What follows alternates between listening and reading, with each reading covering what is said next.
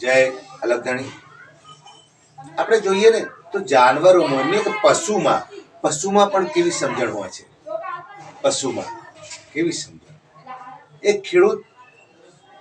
ખેડૂતના ત્યાં બે બળદ હતા. એમનું નામ શ્યામ અને રામ. નામ આપણે જોકે પાડીએ. શ્યામ ને રામ બે બળદિયા હતા ને. એમાં રામ એવા બધા બે બળદિયા એવા આમ નજર લાગે એવા.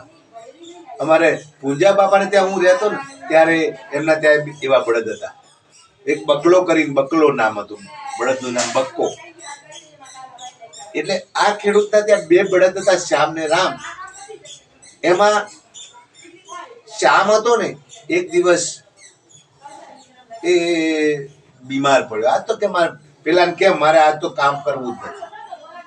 કામ કરવું નથી એટલે ઓલો રામ હતો એ સમજાવે. સજ્જન તો સમજાવે ભાઈ, સજ્જન તારી લેવો એને એને એટલે ઓલો કે ભાઈ એવું ના કરાય, આપણને ખવડાવે છે, કેવું ખોણ ખવડાવે છે, કેવું કેવું ખવડાવે છે આપણને, તો આપણે કામ કરવું પડે. એટલે ઓલો શ્યામ કે ના આજે તો મારે બેહી જવું છે, બીમાર છું એવી રીતે. તે તો બેહી ગયો અને ઓલો ખેતરમાં લઈ ધણીએ ઘણું આમ આગુ પાછું કરી પણ ઉભો ના થાય, બેહી ગયેલો. કઈ વાંધો નહીં. ધણી કે હવે બળદિયાને કઈક થયું છે. મારા બળદને, મારા બાપા, બળદને આપણે બાપા કહેતા હો, બળદને બાપા કે ખેડૂતો. અરે આપણે બધાએ, કારણ કે ઉત્પત્તિ કરાવે બધી ખેતીની. એટલે બળદ આજે તો મારો બાપો એમ કે બેહી ગયો છે, કઈક થયું છે. કોઈક સારા દવાઓ કરી આમ તેમ. તો પેલો ખેડૂત જતો રહ્યો. એટલે પેલા રામે કીધું કે એ આવું ના કરાય.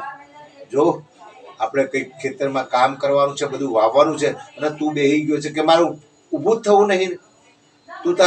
તું કામ કર, મારે નથી કરવું.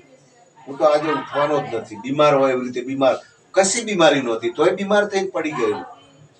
ખાય બે ટાઈમ. પછી ઓલો રામ કે હરામનું ન ખવાય, હરામનું આપણે ખવાય નહીં.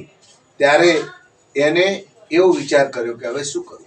ત્યારે ખેડૂતના ત્યાં મહેમાન આવેલા અને ખેડૂત મહેમાનો લઈ અને ખેતરમાં ફરવા આવેલા. ત્યારે એક ખેડૂત પાછા મહેમાન લઈને ઘરે ગયા. એટલે ઓલો રામ હતો ને એ કહેવા માંડ્યો કે તું ખોટું કરી રહ્યો છે, તારે ભોગવવું પડશે. કે કેમ?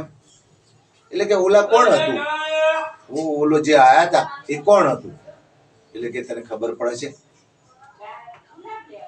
એ ખાટકી હતો. હે કે ખાટકી હતો કે શું વાતો કરતા?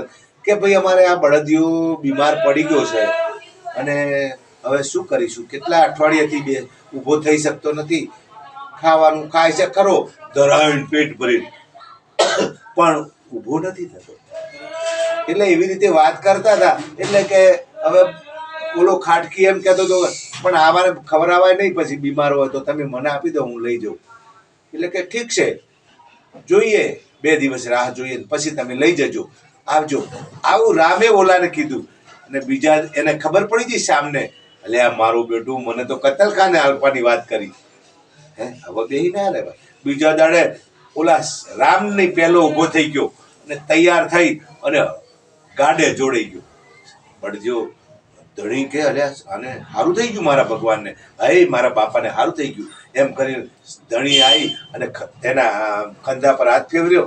અને હાથ ફેરવ્યો એટલે આમ તૈયાર થઈ ગયો. પછી આગળ ગયા, એ ખેતરમાં ગયા.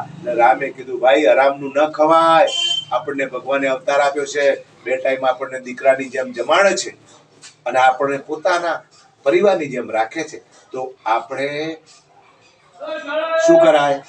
પૂરેપૂરી મહેનત કરાય, ધણીનું પોષણ થાય, ધણીનું પૂરેપૂરું કામ કરાય, નહીં તો ગુનેગાર કહેવાય. એમ સજ્જન બળદિયાએ જો આવી શિખામણ આપી અને ઓલો ઉભો થઈ ગયો, તો આપણે તો મનુષ્ય છીએ. જય અલગધણી, જય રામદેવ.